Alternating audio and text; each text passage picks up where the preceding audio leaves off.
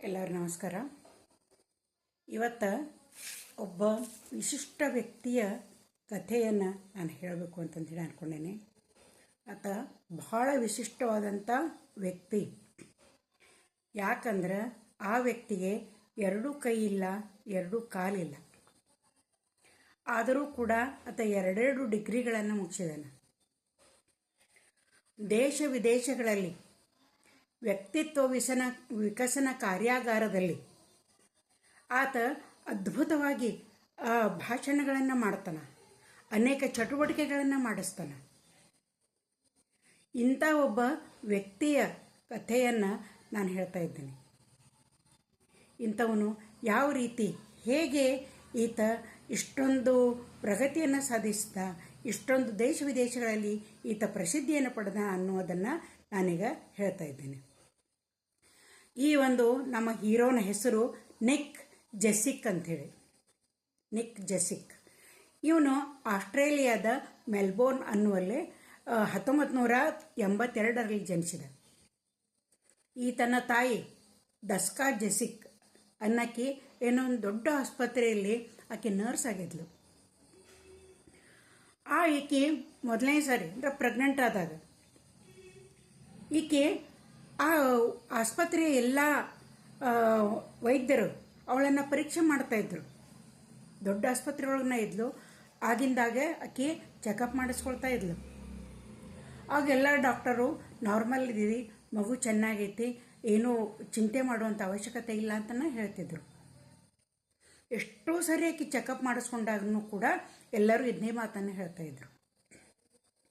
ಅವಳಿಗೆ ಕೂಡ ಅದೇ ಇತ್ತು, ಒಂದು ಆರೋಗ್ಯವಂತವಾದ ಒಂದು ಮಗು ಹುಟ್ಟತೈತಿ ಅನ್ನುವಂಥದ್ದು ಒಂದು ಸುಂದರವಾದಂಥ ಕನಸನ್ನು ಆಕೆ ಕಾಣ್ತಾ ಇದ್ಲು. ಆದರೆ ಆಕೆಗೆ ಹೆರಿಗೆ ಆದಾಗ ಆ ಮಗುವನ್ನು ನೋಡಿ ವೈದ್ಯರು ನರ್ಸ್ಗಳು ಬೆಚ್ಚಿ ಬಿದ್ದರು. ಯಾಕಂದ್ರೆ ಹುಟ್ಟಿದಂಥ ಮಗುವಿಗೆ ಎರಡೂ ಕೈ ಇಲ್ಲ, ಎರಡೂ ಕಾಲಿಲ್ಲ, ಹೊಟ್ಟೆಯ ಕೆಳಭಾಗದೊಳಗೆ ಒಂದು ಬೆರಳಿನಂತಹ ಸ್ಪಂಜಿನಂತಹ ಒಂದು ಪಾದ ಇತ್ತು, ಎಡಪಾದ. ಬಲಗಡೆ ಇರಲಿಲ್ಲ, ಅದನ್ನು ಪಾದ ಅನ್ನಕ್ಕೂ ಸಾಧ್ಯ ಇಲ್ಲ ಅಂಥ ಒಂದು ರಚನೆ ಇತ್ತು. ಸ್ಪಂಜಿನಂಥ ಅದಿಷ್ಟ ಸಣ್ಣದು, ಅದರಲ್ಲಿ ಬೆರಳುಗಳಿದ್ವು. ಅದು ಹಿಂಗಾಯ್ದಕ್ಕೆ ಪಾದ ಅಂತ ಅನ್ಬೇಕು. ಅಂಥ ಒಂದು ರಚನೆ ಇದ್ದದಿತ್ತು. ಅವರೆಲ್ಲ ಬೆಚ್ಚಿದ್ರು, ಏನಿದು ಅಂತಂದು ಹೇಳಿ. ಆಮೇಲೆ ಮಗುವನ್ನು ಆಕೆ ಕಡೆ ಕೊಟ್ಟರು. ಈ ರೀತಿ ಮಗು ಹುಟ್ಟೈತಿ ಅಂತ ಹೇಳಿದ ಕೂಡಲೇ ಅವಾಗ ಆಕೆ ಮಗುವನ್ನು ನೋಡಿದ್ಲು. ಮಗುವನ್ನು ನೋಡಿ ಏನು ದೇವರನ್ನು ಬೈಲಿಲ್ಲ, ತನ್ನ ನಸೀಬಕ್ಕೆ ಹಳಹಳಿಸ್ಲಿಲ್ಲ. ಆತು ದೇವರ ಕೊಟ್ಟಾನ, ನನಗಿಂಥ ಮಗುವನ್ನು ಕೊಟ್ಟಾನ, ಇದರ ಭವಿಷ್ಯವನ್ನು ನಾನು ಚೆನ್ನಾಗಿ, ಇದರ ಭವಿಷ್ಯನ ನಾನು ರೂಪಿಸ್ತೀನಿ ಅನ್ನುವಂಥ ಒಂದು ದೃಢ ನಿರ್ಧಾರವನ್ನು ಆಕೆ ಮಾಡಿದ್ಲು. ಆಕೆ ಮೊದಲ ನರ್ಸ್ ಇದ್ಲು. ಅಂಥ ಮಕ್ಕಳನ್ನು ಯಾವ ರೀತಿ ಬೆಳೆಸಬೇಕು ಅನ್ನೋದಕ್ಕೆ ಗೊತ್ತಿತ್ತು. ಮತ್ತು ಅದರ ಬಗ್ಗೆ ಚೆನ್ನಾಗಿ ಆಕೆ ಅಭ್ಯಾಸವನ್ನು ಮಾಡಿದ್ಲು. ಮಾಡಿ ಆ ಮಗು 3 ವರ್ಷದವನಿದ್ದಾಗ ಅವನು ಎಡಗಾಲಿಗೆ ಏನೊಂದು ಬೆರಳಂತ ರಚನೆ ಇತ್ತು ಅಂತ ಹೇಳಿದ್ನಲ್ಲ, ಆ ಬೆರಳುಗಳ ಮಧ್ಯದೊಳಗೆ ಪೆನ್ನನ್ನು ಸಿಗಿಸಿ ಬರೆಯೋದನ್ನು ರೂಢಿ ಮಾಡಿಸಿದ್ಲಕ್ಕೆ. ಮುಂದೆ ಆತ ಒಂದು 4-5 ವರ್ಷವಾದಮೇಲೆ ಅವನ್ನ ಸ್ಕೂಲಿಗೆ ಸೇರಿಸೋದಕ್ಕಾಗಿ ಆಕೆ ಅನೇಕ ಸ್ಕೂಲ್ಗಳಿಗೆ ಹೋದ್ಲು. ಬಹಳಷ್ಟು ಸ್ಕೂಲ್ಗಳು ಆ ಹುಡುಗನಿಗೆ ಅಡ್ಮಿಷನ್ ಕೊಡೋಕೆ ನಿರಾಕರಣೆಯನ್ನು ಮಾಡಿದ್ವು. ಆಮೇಲೆ ಯಾಕಂತಂದ್ರೆ ಈ ಮಗು ವಿಚಿತ್ರ ಐತಿ, ಈ ಮಗುವನ್ನು ನೋಡ್ಕೊಂತ ಉಳಿದ ಹುಡುಗರು ಕುಂತ ಬಿಡ್ತಾರೆ, ನಮ್ಮ ಶಾಲೆಯ ಹೆಸರ ಕೆಡುತ್ತೈತಿ ಅಂತಂದು ಹೇಳಿ ಶುರು ಮಾಡಿದರು. ಅದು ಅಲ್ಲದೆ ಎಲ್ಲರೂ ವಿಚಿತ್ರವಾಗಿ ನೋಡಾಕತ್ತರು ಅಂತಂದ್ರೆ ಆ ಮಗುವಿಗೆ ಡಿಪ್ರೆಷನ್ ಆಗ್ತೈತಿ, ಮಾನಸಿಕ ಆಗ್ತೈತಿ. ಅದಕ್ಕಾಗಿ ನಾವು ಇಂಥ ಮಕ್ಕಳಿಗೆ ನಾವು ಅಡ್ಮಿಷನ್ ಕೊಡೋದಿಲ್ಲ ಅಂತೇಳಿ ಸ್ಪಷ್ಟವಾಗಿ ನಿರಾಕರಣೆಯನ್ನು ಮಾಡಿದರು. ಆವಾಗಕ್ಕಿ ಸುಮ್ಮನಾಗಲಿಲ್ಲ. ಆ ದಂಪತಿಗಳಿದ್ದವರು ಕೋರ್ಟಿಗೆ ಹೋದರು. ನನ್ನ ಮಗು ಅಂಗವಿಕಲ ಐತಿ, ಆದರೆ ಬುದ್ಧಿಮಾಂದ್ಯ ಇಲ್ಲ, ಅವನು ಬುದ್ಧಿಯಲ್ಲಿ ಅತ್ಯಂತ ಚುರುಕಾಗಿದ್ದಾನ, ಅದಕ್ಕಾಗಿ ಅಡ್ಮಿಷನನ್ನು ನೀವು ಕೊಡಲೇಬೇಕು ಅಂತಂದು ಹೇಳಕ್ಕೆ ಕೋರ್ಟಿಗೆ ಹೋದ್ಲು. ಹೋದ ಕೂಡಲೇ ಏನಾಯಿತು ಅಂದ್ರೆ ಆ ಕೋರ್ಟಿನವರು ತಮ್ಮ ನಿರ್ಧಾರವನ್ನು ತಿಳಿಸಿದ್ರು. ಆರ್ಡರ್ ಮಾಡಿದರು ಏನಂತಂದ್ರೆ, ಈ ಮಗುವಿಗೆ ಸ್ಕೂಲಿನೊಳಗೆ ನೀವು ಅಡ್ಮಿಷನ್ ಕೊಡಬೇಕು, ಮತ್ತು ಅವನಿಗೆ ಅವಶ್ಯವಿರುವಂಥ ಎಲ್ಲ ರಿಯಾಯಿತಿಗಳನ್ನು ಕೂಡ ನೀವು ಕೊಡಬೇಕು ಅಂತಂದು ಹೇಳಿ ಕೋರ್ಟ್ ಇದ್ದ ಆರ್ಡರ್ ಮಾಡ್ತು. ಹೀಗಾಗಿ ಆ ಸ್ಕೂಲ್ಗೆ ಆ ಹುಡುಗ ಹೋಗ್ತಾ ಇದ್ದ. ಹೋಗ್ಬೇಕಾದ್ರೆ ಅತಿ ಚುರುಕಾಗಿದ್ದಂಥ ಹುಡುಗ, ಅವನು ಭಾಳ ಚುರುಕಿದ್ದ. ಆ ಎಲ್ಲ ಮಕ್ಕಳಿಗಿಂತ ಓದಿನೊಳಗೆ ಅತ್ಯಂತ ಮುಂದಿದ್ದವ. ಆಮೇಲೆ ಹಿಂಗಾಗಿ ಏನಾಯ್ತು ಅಂತಂತಂದ್ರೆ, ಆತ ಯಾವಾಗ್ಲೂ ತನ್ನ ಒಂದು ಎಡಗಾಲ ಏನು ಅನ್ನೋದಂತ ಏನಿತ್ತಲ್ಲ, ಆ ಎಡಗಾಲಿನೊಳಗೆ ಪೆನ್ನನ್ನು ಸಿಕ್ಕಿಸಿ ಬರೆಯೋದನ್ನು ರೂಢಿ ಮಾಡಿಸಿದ್ಲು ಅವ್ರ ತಾಯಿ. ಆ ಕಾಲು ಅನ್ನೋದು ಹಿಂಗಿತ್ತು ಅಂತಂದ್ರೆ, ಒಂದು ಜೋರ್ಲೆ ಬಡಿದ್ರೆ ಅದು ಚಪ್ಪಟಾಗುವಂಗಿತ್ತು ಆ ಕಾಲು. ಬರೀ ಸ್ಪಂಜಿನಾಗಿ ಮೆತ್ತನ ಕಾಲು.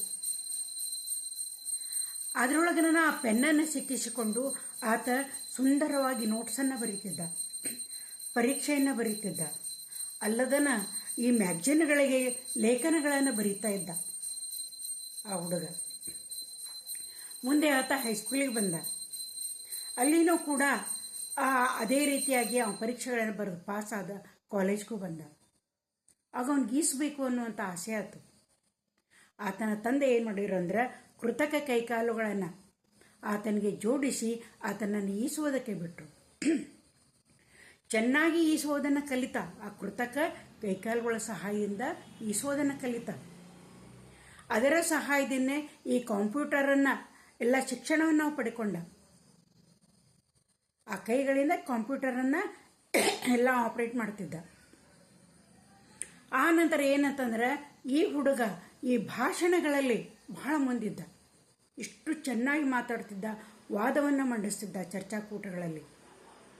ಅಂತರ್ ಕಾಲೇಜು ಮಟ್ಟದೊಳಗೆ ಸತತವಾಗಿ 3 ವರ್ಷ ಅವನು ಪ್ರಥಮ ಬಹುಮಾನವನ್ನು ಪಡೆದಿದ್ದ. ಹೀಗಾಗಿ ಒಂದು ಭಾಷಣದ ಕಲೆ, ಒಂದು ಸಾಹಿತ್ಯದ ಕಲೆ ಅವನಿಗೆ ಅದ್ಭುತವಾಗಿ ಸಿದ್ಧಿಸಿತ್ತವು.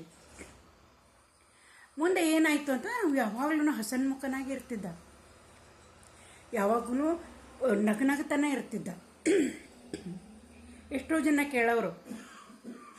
2 ಡಿಗ್ರಿಗಳನ್ನು ಆತ ಮಾಡಿಕೊಂಡ. ಪೋಸ್ಟ್ ಡಿಗ್ರಿ ಕೂಡ ಆತ ಮಾಡಿಕೊಂಡ. ಅಲ್ಲ, ನಿನ್ನ ಕೈಯೂ ಇಲ್ಲ ಕಾಲೂ ಇಲ್ಲ, ನೀನು ಬೇಜಾರಾಗೋದಿಲ್ಲೇನೋ, ಉಳಿದವರಂತೆ ಆಡಬೇಕು ಓಡಬೇಕು ಅಂತಂದೇಳಿ ನಿನ್ಗೆ ಅನಿಸೋದಿಲ್ಲೇನೋ ಅಂತ ಕೇಳ್ತಿದ್ರು. ಅವನು ಹೇಳ್ತಿದ್ದ,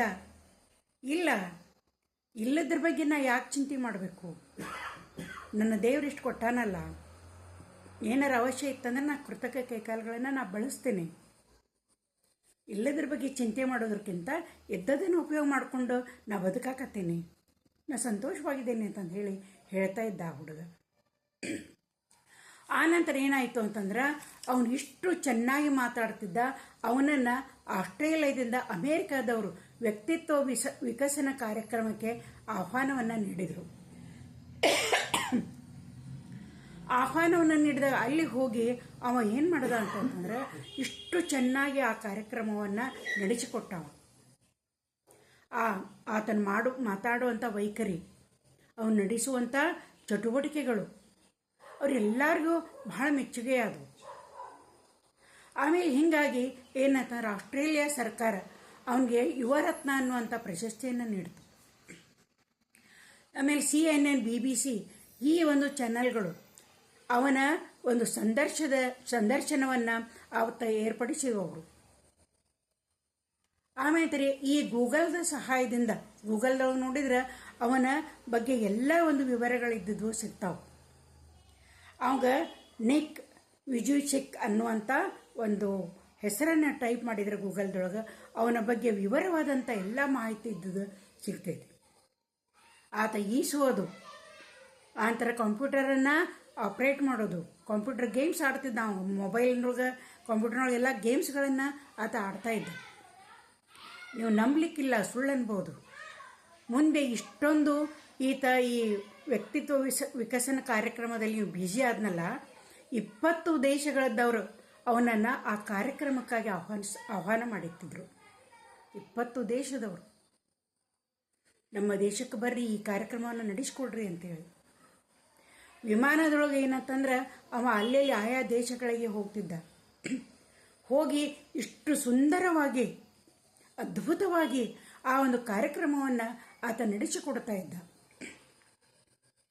ಅವರಿಗೆ ಅತಿ ಉತ್ತಮವಾದಂಥ ಮಾರ್ಗದರ್ಶನವನ್ನು ನೀಡ್ತಾ ಇದ್ದ, ಉತ್ತಮವಾದಂಥ ಚಟುವಟಿಕೆಗಳನ್ನು ನಡೆಸ್ತಾ ಇದ್ದ. ಹೀಗಾಗಿ ಆತ ಏನಂತಂತಂದ್ರೆ ಈ ಜಗತ್ತಿನಾದ್ಯಂತ ಅನೇಕ ದೇಶಗಳನ್ನು ತಿರುಗಾಡಿ ಈ ಒಂದು ತನ್ನ ಭಾಷಣಗಳನ್ನು ಮಾಡ್ತಾ ಇದ್ದಾನೆ. ಯಾವತ್ತೂ ಅವನಿಗೆ ನನಗೆ ಕೊರತೆ ಆಗೈತಿ, ನಾ ಅಂಗವಿಕಲ ಅನ್ನುವಂಥ ಒಂದು ಚಿಂತೆನೇ ಕಾಡಿಲ್ಲ. ಆತನ ತಂದೆ ತಾಯಿ ಅವನನ್ನು ಈ ಇಂಥ ಅಂಗವಿಕಲವನ್ನು ಹೊಂದಿರುವಂಥ ಒಂದು ಮಗುವನ್ನು ಅವ್ರು ಈ ಮಟ್ಟಿಗೆ ತಂದು ನಿಲ್ಲಿಸಿದರು. ಹೀಗಾಗಿ ಆ ಒಂದು ನಿಕ್ಕನಿಗೆ ಮತ್ತು ಅವರ ತಂದೆ ತಾಯಿಗೆ ನಾವೇನಂತಂತಂದ್ರೆ ಒಂದು ಸೆಲ್ಯೂಟನ್ನು ಕೊಡೋಣ ಅಂತಂದು ಹೇಳ್ತಾ ಅವನ ಕಥೆಯನ್ನು ನಾ ಮುಗಿಸ್ತೀನಿ.